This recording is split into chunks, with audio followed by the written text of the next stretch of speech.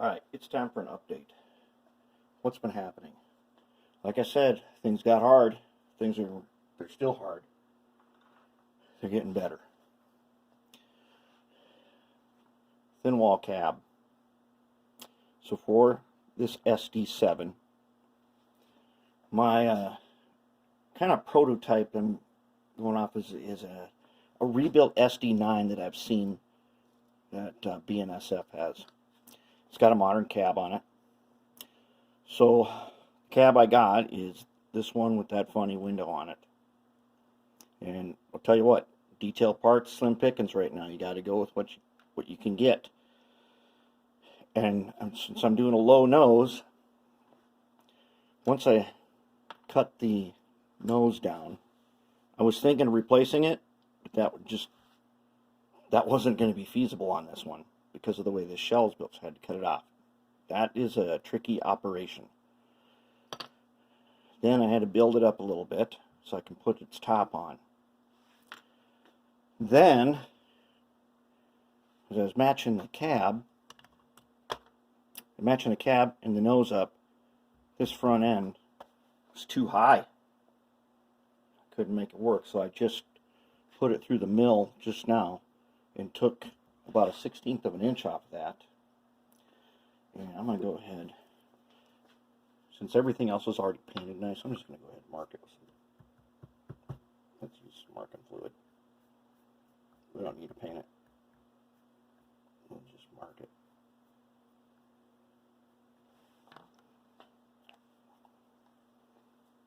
Yeah, if that'll stay on, otherwise I'll use a blue Sharpie. But let's take a look now if we got a fit.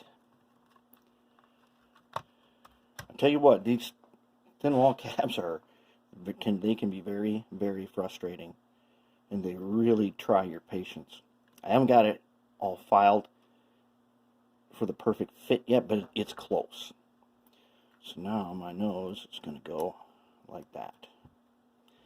And where I ran into the trouble at was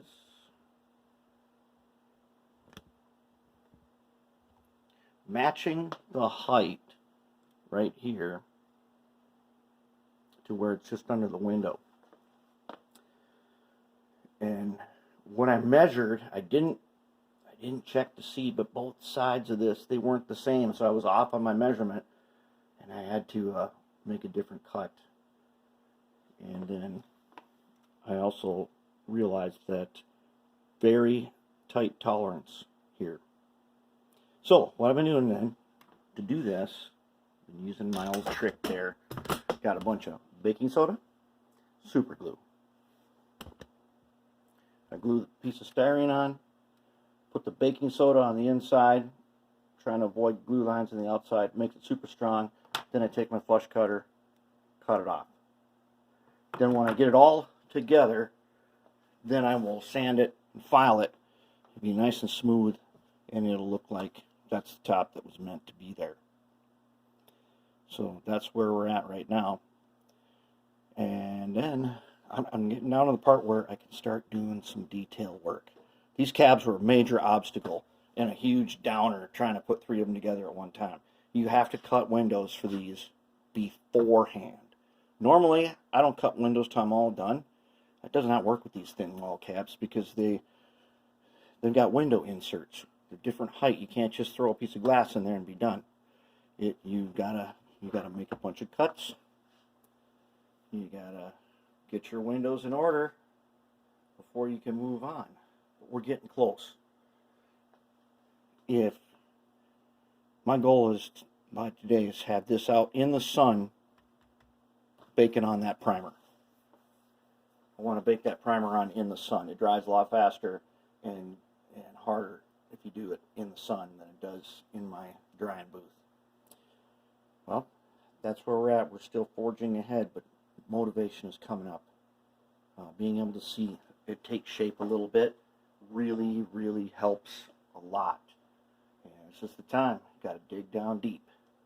Got to dig down deep, figure out how to make it through. I'm not going with plan B. We're going to see this thing through.